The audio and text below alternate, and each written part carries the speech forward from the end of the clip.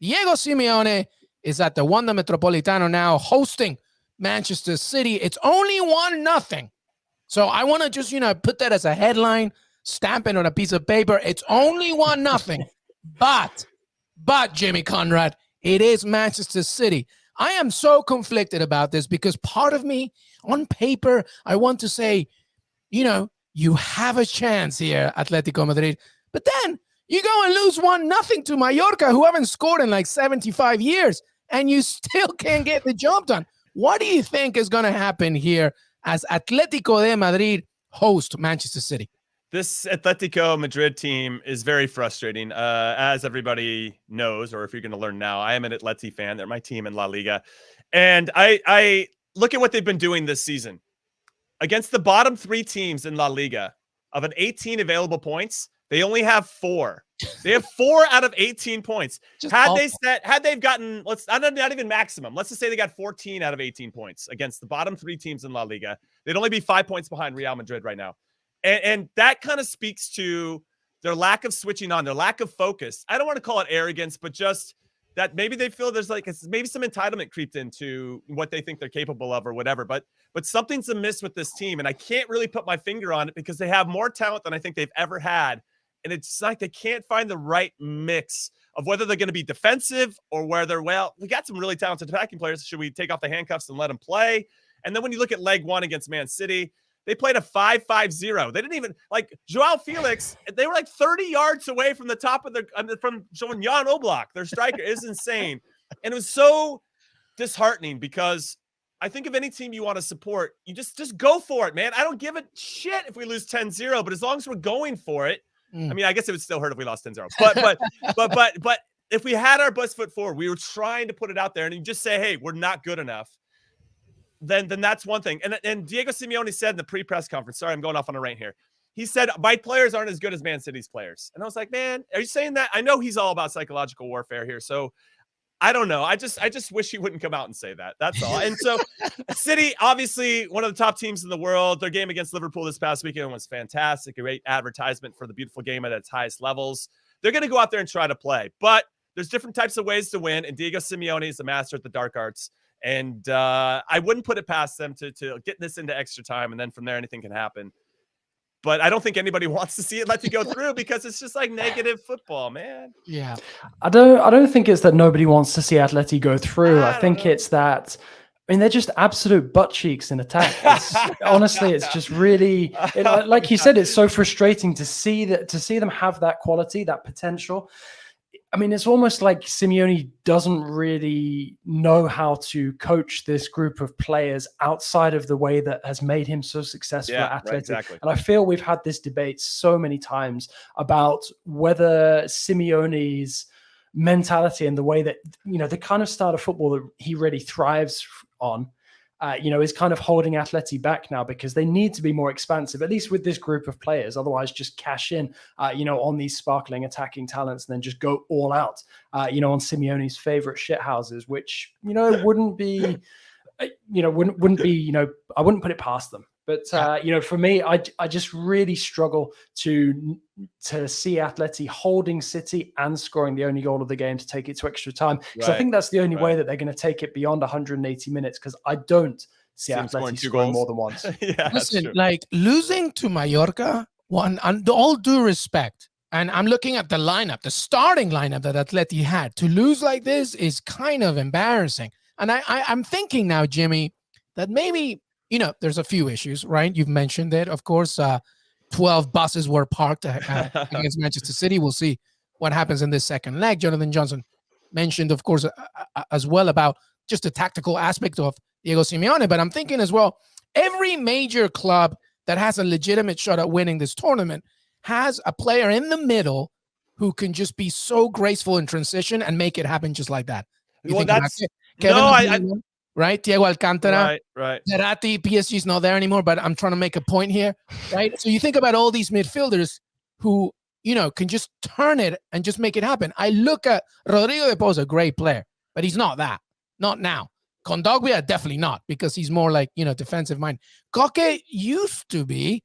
He's not really that much. So where do you go here? Because it's not Luis Suarez. He can't give you 90 minutes anymore. Joao Felix depends on somebody else.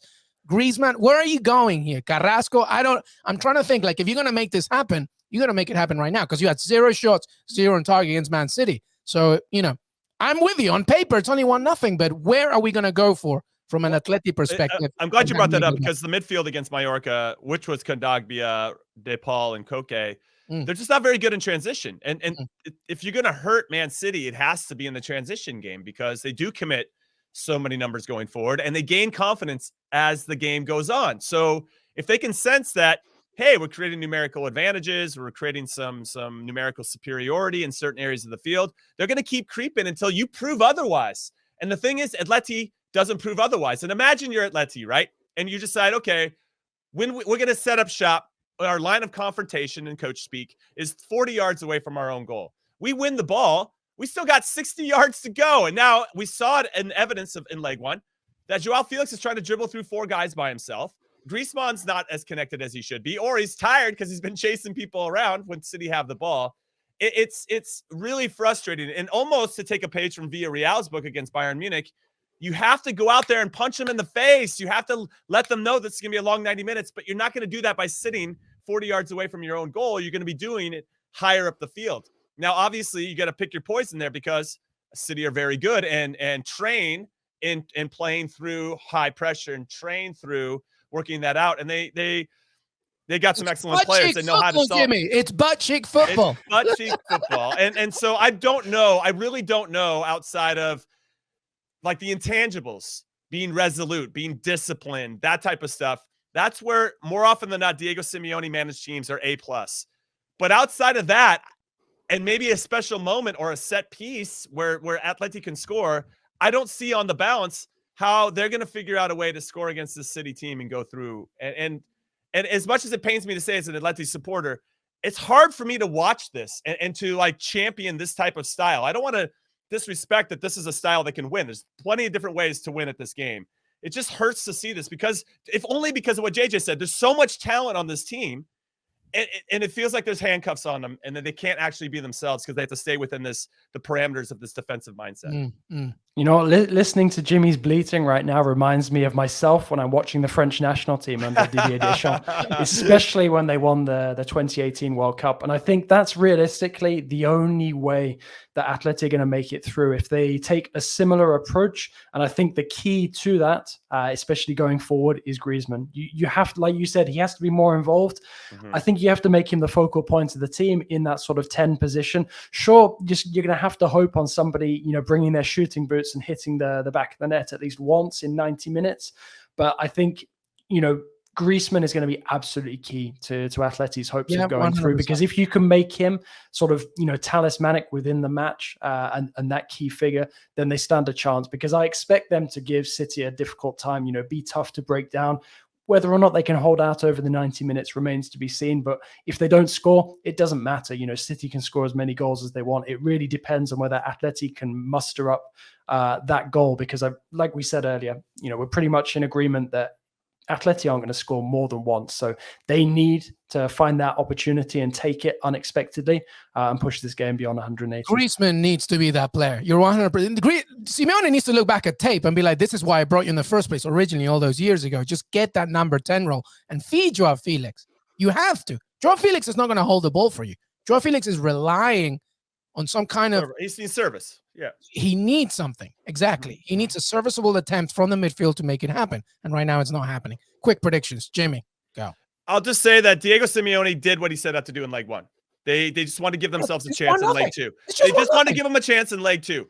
I just want to say the first 15 minutes at home against Manchester United, I thought they were very good. And Joao Felix scored a good goal off a good cross, got some service, as you're talking about. I don't know if they can keep that up for 90 minutes, but there needs to be more of that kind of initiative and being proactive. I just don't know if they're going to be able to do it. However, with City maybe being a little bit tired, a little banged up from the Liverpool game, maybe there's something there. A response losing to Mallorca. At best, I'll give Atleti a draw, but I think City wins this by a goal. Yeah, I'm going 1-0. And Jonathan Johnson, I'm taking this one to extra time, but with Man City winning. What do you say? You know what? I'm going to disappoint you guys. I've gone for City to win 2-0. I think that it'll stay tight right up until the end. And I think when it becomes clear that Atleti aren't going to get that goal, I think City will pull away.